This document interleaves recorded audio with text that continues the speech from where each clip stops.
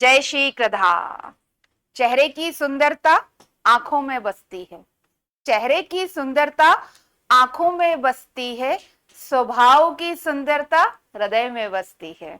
ठीक है, तो हमेशा जो हमारा सौंदर्य शास्त्र है वो यूनान का सौंदर्य शास्त्र है, और यूनानी जो है वो आंखों से सौंदर्य को देखते हैं, और भारतीय जो है वह हृदय से सौंदर्य को देखते हैं। ध्यान में रखिएगा मेरी इन 4 लाइनों को। चलिए उसी क्रम में हम आगे बढ़ते हैं, और हमने पिछले वीडियो के अंदर ये चीज देखी थी कि सौंदर्य शास्त्र व काव्य शास्त्र में अंतर क्या है और समानता क्या है। कहने का मतलब ये हो गया कि सौंदर्य शास्त्र और काव्य शास्त्र बिल्कुल पिता और माता की तरह है।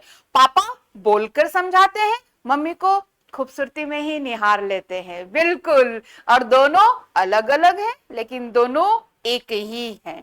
तो हमारे लिए कभी शब्दों का बयान करना पड़ता है तो पिताजी याद आते हैं, पापा याद आते हैं। पापा बिना शब्दों के काम ही नहीं करते हैं। भाव अगर देखने, इमोशन अगर देखने तो मम्मी, राइट। तो सौंदर्य और काव्य शास्त्र हमने बात करी थी पिछले वीडियो में, सौंदर्य शास्त्र व काव्य शास्त्र के संबंध में, जिसको मैंने बहुत अच्छी तरह समझा दिया था। आपको कितना समझ में आया? आप जब तक नहीं बताएंगे तब तक मुझे पता नहीं चलेगा। अब सौंदर्य शास्त्र की मूल अवधारणा, ये कॉन्सेप्ट है एक तरह का, इसको थोड़ा सा समझने में हम धीरे धीरे बाद में बात करेंगे। अभी मैंने इसलिए ले लिया कि हम इंट्रोडक्शन में चल रहे हैं। रस सौंदर्य का एक भाव है, रसानुभूति सौंदर्यानुभूति है, अभिव्यक्ति एक तरह से साधारण है समानुभूति के रूप में, और भय करुणा व संवेद जो है वो विरेचन है। विरेचन का मतलब ये होता है कि हमारे अंदर से, शरीर से वह पार्ट खत्म हो जाता है। भय करुणा, इन सभी चीजों को मैं बाद में बहुत विस्तारित लूंगी। अभी इस स्लाइड को आप स्किप कर लेना, मुझे कोई प्रॉब्लम नहीं है। अब हमारा जो सौंदर्य के अंदर इंट्रोडक्शन में जो बात करेंगे, हम सौंदर्य की बात करेंगे। सौंदर्य इंग्लिश भाषा में BEAUTY, ब्यूटी के नाम से जाना जाता है। BEAU जिसे बो के नाम से संबोधित किया गया, का अर्थ होता है प्रिय। TY का अर्थ होता है, यह एक भाववाचक यानी इमोशन के रूप में है। इस पूरी ब्यूटी का अर्थ क्या होता है? वह गुण जो इंद्रियों को तीव्र आनंद प्रदान करता है, वही ब्यूटी। और अभी मैंने कहा जो आंखों में उतर जाए, यानी आंखों से हमको जो आकर्षित लगता है वह सुंदर है। वह यूनान का अंदर सौंदर्य का एक आधार है। भारतीय साहित्य में सौंदर्य की व्युत्पत्ति मूलक सुंदर प्लस व्यच इज इक्वल टू सुंदर होने का भाव। सुंदर होने के भाव को अगर हम समझें, अर्थात सुंदरता, अर्थात जो चित्र को नम व आर्द्र बना दे, यानी जिसको देखकर हमारे अंदर एक नमी आ जाए, एक खुशी आ जाए, ठीक है ना, वही सुंदरता है हमारे किसमें, यानी स्वभाव को देखकर जो हृदय में बस जाए। और जो हृदय में बसेगा वो नमी के साथ ही बसेगा, क्योंकि उसके लिए, उस प्रिय के लिए हमारे आंखों में हमेशा एक नमी बनी रहेगी, वो नमी होती है प्रेम की। आइए नेक्स्ट। विश्व में सौंदर्य शास्त्र के 2 अंग बताए गए, कला और सौंदर्य। सौंदर्य वापस 2 प्रकार के हुए, प्राकृतिक और कलात्मक। प्राकृतिक का मतलब जैसे आप पेड़ पौधे, नदी हमने नहीं बनाए हैं, ये प्रकृति के द्वारा। और कलात्मक जो हम, टेबल कुर्सी है ना, कपड़े आभूषण, ये सभी हम बनाते हैं, ये कलात्मक है। प्राकृतिक जो विश्व में समाहित है, जैसा कि हमने बात कर ली। प्राचीन काल में संतुलन सौंदर्य का प्रमुख अंग था, किंतु आज असम संतुलन है। कहने का मतलब ये हो गया कि हम मूर्त और अमूर्त दोनों बनाते हैं। जो पहले प्रमाण के आधार पर, आपने अजंता एलोरा की पेंटिंग्स देखी होगी, मूर्तियां देखी होगी, फिर आप और आगे देखें तो मोने की मोनालिसा वाली पेंटिंग, लियोनार्डो दा विंची की पेंटिंग, ठीक है ना। तो इन पेंटिंग्स के अंदर हम जब देखते हैं तो प्रमाण की बात की गई है। मूर्तियां भी प्रमाण पे 8 ताल, 5 ताल, 6 ताल, याद आ रहे हैं आपको? बिल्कुल। रूप भेदा प्रमाणी भाव लावण्य योजना सादृश्य वर्णिका भंगमिति चित्र षडंगम, ये याद आया आपको? बिल्कुल, जय मंगला के अंदर लिखा हुआ है। तो इन सभी चीजों को कहीं ना कहीं प्रेजेंट कर रखा है ताल में। राक्षस है तो 15 ताल में बनाया, भगवान राम है तो 10 ताल में बनाया, बिल्कुल। तो उस तरीके से ताल में आधार दिया, संतुलन दिया। लेकिन आज हमारी कुछ भी कलाकृति होती है, हम उसको असम संतुलन में प्रेजेंट कर सकते हैं, बिल्कुल कर सकते हैं। और ऐसे हमारे बहुत बहुत सारे एग्जाम्पल्स हैं। जैसे हम एक दीवार के ऊपर बहुत सारे इंडियन कमोड या वेस्टर्न कमोड लगा के और उसको एक प्रेजेंट कर रहे हैं, तो कहीं ना कहीं वो संतुलन भी है और कहीं ना कहीं वो असम संतुलन भी है, लेकिन वो आकर्षित है, कहीं ना कहीं वह एक कला को प्रदर्शित कर रहा है। आइए नेक्स्ट, कला का शब्द को षडांग है, बिल्कुल षडांग। और षडांग अभी जस्ट मैंने एक सूत्र में लिया, रूप भेदा प्रमाणानी भाव लावण्य योजना सादृश्य वर्णिका भंगम इति चित्र षडगम, बिल्कुल ये हमारा षडांग है। और इस षडांग को ही, इसमें 6 अंग हैं जिसकी हम विस्तृत चर्चा करेंगे। ओके, चलिए, कला का सौंदर्य प्रकृति व पुरुष के सहचर्य का परिणाम है। बिल्कुल, यहाँ प्रकृति जो है वो नारी का रूप माना गया है, तो नारी और पुरुष के जो मिलन है या जो उनके प्रेम का संबंध है उसी का प्रकृति में। और इस चीज को मैंने बहुत अच्छी तरह समझा रखा है आप लोगों को, और हमेशा मेरी दूसरी वीडियो में आप इस शब्द को सुनते होंगे, कृधा, यानी कृ से कृष्ण और धा से राधा।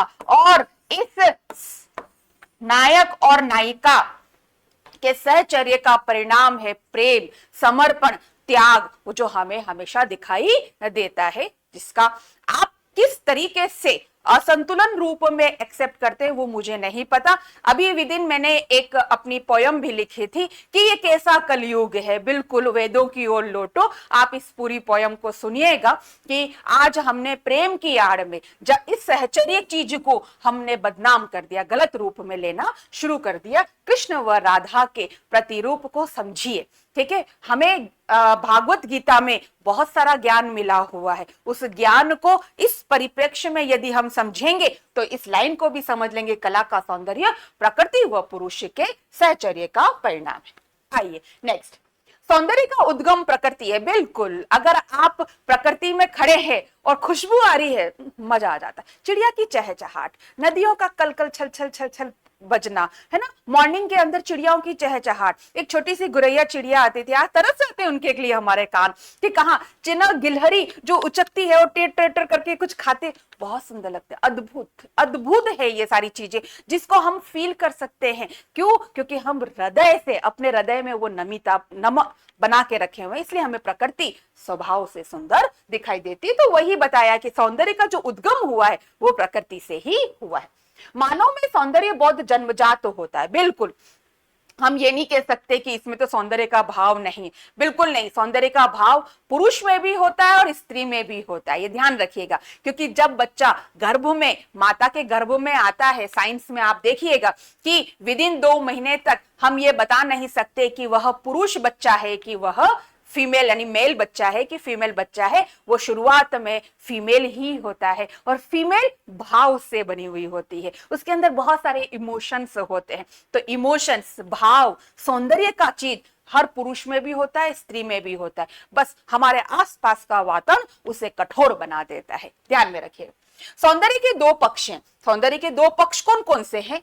व्यवहारिक यानी जो यथार्थता से जुड़ा हुआ है, जो हमारे आसपास दिखाई देता है, जिसमें आप अपने आप को अभिव्यक्त करते हैं, और दार्शनिक जो मानसिक अनुभूति से जुड़ा हुआ है। अब देखिए इसका एग्जांपल, व्यवहारिक, कोई आपसे बड़ा रूडली बोला, अरे तुम कहां से आ गए, बड़ा बदतमीज लग रहे हो, कहां से आ गए, और आप कैसे जवाब दोगे? ए कैसे बोल रहा है, ऐसे ही बोलोगे? ये यथार्थ, ये व्यवहारिक, जैसा उसने व्यवहार किया आपने वैसा ही दे दिया, ये हमारा एक सौंदर्य का पक्ष।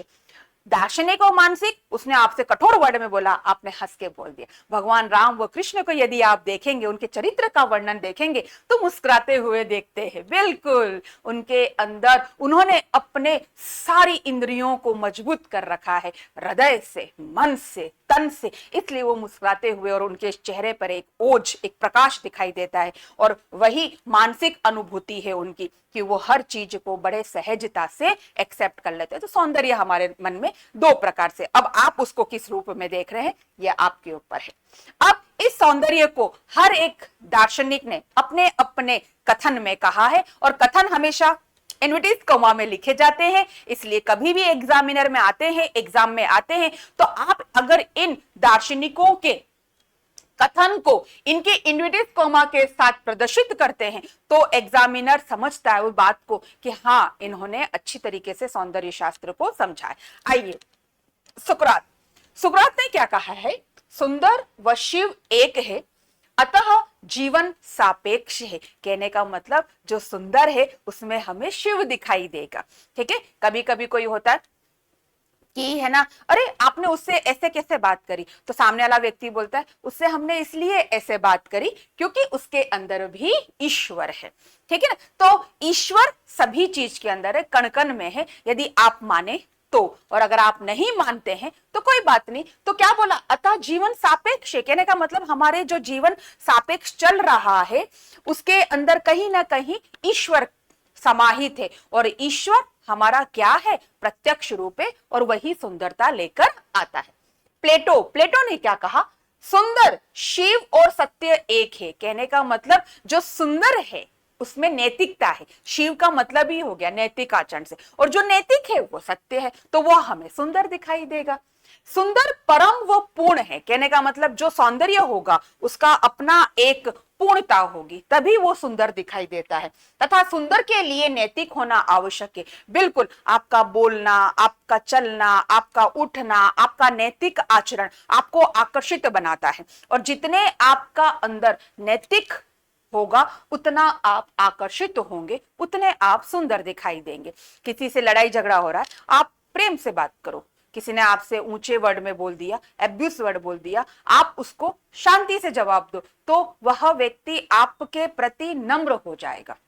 हमें जो शिक्षा होती है, हमारे वेद जो उपनिषद हैं, वो हमेशा हमें यही सिखाते हैं कि नैतिक आचरण से परिपूर्ण रहिए, आवाज जो है हमारी वह डाउन रखिए, और प्रेम पूर्वक किसी शब्दों का जवाब देंगे तो आप अपने शब्द से अपनी एक पहचान बना लेंगे, और आपकी पहचान आपका चेहरा होगा। बिल्कुल, तो आपके शब्द वैसे ही होने चाहिए जो पूर्णता का प्रतीक लिए होता है। यही बात प्लेटो ने भी बोली। अरस्तु सौंदर्य को आकांक्षा, वासना और उपयोगिता से ऊपर की वस्तु माना है। वो यूं कहते हैं कि सौंदर्य ऐसा नहीं है कि हम इसको प्राप्त कर लें, या हम इसको लस्ट की बात से देखें, या हम इसको अपनी उपयोगी वस्तु से माने। नहीं, सौंदर्य, अब पर्वत बहुत सुंदर लग रहा है तो हमें वही नदी हमको घूमती हुई दिखाई दे रही है और छल छल करती हुई बहती हुई दिखाई दे रही, इसका मतलब नहीं नदी हम अपने घर में लेकर आ जाए।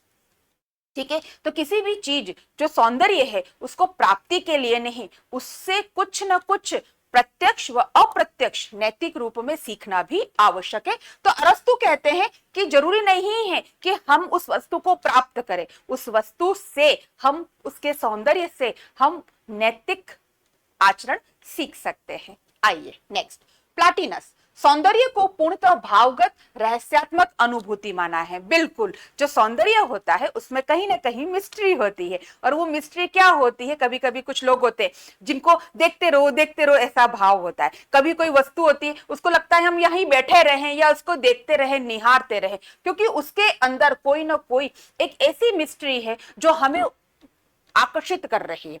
या हम जैसे मोक्ष धाम जाके बैठ गए तो हमें एक अजीब सी नेगेटिविटी आ रही है। हम कभी कभी किसी के घर जाते हैं तो हम अपनी मम्मी को कहते हैं मम्मी चलो ना, मम्मी चलो ना, चलो ना, घर चलते हैं, घर चलते हैं। हम वहां नहीं बैठ पाते क्योंकि वहां का जो नेगेटिव ओरा है वो हमको वहां बैठने नहीं दे रहा है। तो हमें ऐसे पॉजिटिव और नेगेटिव भाव आते हैं, अनुभव होते हैं। तो प्लैटिनस भी यही कहते हैं, जो सौंदर्य होता है उसमें कहीं ना कहीं कुछ ना कुछ इमोशन और कुछ ना कुछ रहस्य यानी मिस्ट्री होती है जो हमें आकर्षित करती है। ठीक है, आइए, बाउमगार्टन सौंदर्य का चरम प्रतिमान प्रकृति है। इन्होंने कहा है कि यदि कोई वस्तु वास्तविक रूप से सौंदर्य दिखाई दे रही है तो वो उसका नेचर है। ठीक है ना, उसके नेचर की वजह से वो सुंदर दिखाई दे रही है। कांट कहते हैं कि सौंदर्य चिंतनशील धारणा का आनंद है। कहने का मतलब आप जितना अच्छा चिंतन करेंगे, अपने मन में उसके प्रति पॉजिटिव लाएंगे, तो आपको वह वस्तु सौंदर्यवान दिखाई देगी। कालिदास कहते हैं परम सौंदर्य की निर्मित मानसिक सहज ज्ञान से संभव है। कहने का मतलब कोई वस्तु या कोई व्यक्ति किसी भी चीज में अगर सौंदर्यवान है तो उसके लिए आप अपनी मानसिकता को सहज रखेंगे, तभी आप उसको कर पाएंगे। अभी जैसे कभी कभी होता है कि आपको बहुत भूख लग रही है, ठीक है, और मम्मी ने करेले की सब्जी बना दी, समझना इस चीज को, ठीक है। अब आपने बोला क्या बनाया, तो मम्मी ने कहा सब्जी रोटी बनाई है, और आप करेले की सब्जी और रोटी खा गए क्योंकि आप उस वक्त भूखे थे। आपका भाव क्या चल रहा था, भूख। तो जो हमें मिला सहज भाव में हमने उसको प्रेम पूर्वक ग्रहण किया, क्योंकि मम्मी ने बड़े प्रेम से हमें प्रस्तुत कर दिए।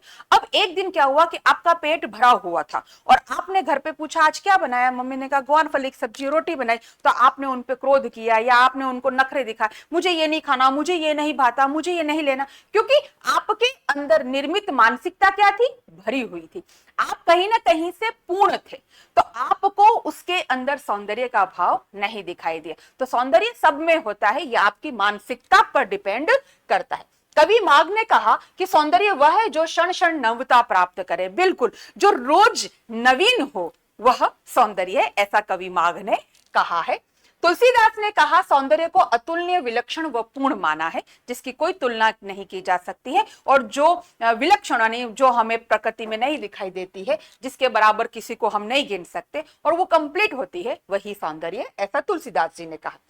कवि भारवी ने कहा सौंदर्य को वस्तुनिष्ठ माना, जो रम्य है, सुंदर है, उसके लिए कोई आहार्य गुण अपेक्षित नहीं है। कहने का मतलब ये हो गया कि कोई भी सौंदर्यवान वस्तु जो होती है, जो ऑब्जेक्ट होता है, वह कैसा होगा, रम्य। रम्य मतलब कंप्लीट, वही पूर्णता लिए हुए, वही सुंदर होगा, और उसके जो गुण होंगे वो हमें अपनी तरफ खींचेंगे। रस्किन, रस्किन ने क्या कहा, सौंदर्य ईश्वर की विभूति है, जिसमें हम ईश्वर को देखेंगे वही सौंदर्यवान है, ऐसा रस्किन ने कहा। प्लूटार्क ने कहा सौंदर्य एक प्रकार की कलात्मक कुशलता है। कहने का मतलब ये हो गया कि जिसमें आर्टिस्ट यानी कलात्मक चीजें दिखाई देगी, जो दूसरे कला से भिन्न दिखाई देगी, वह सौंदर्यवान है, ऐसा हमें प्लूटार्क ने कहा।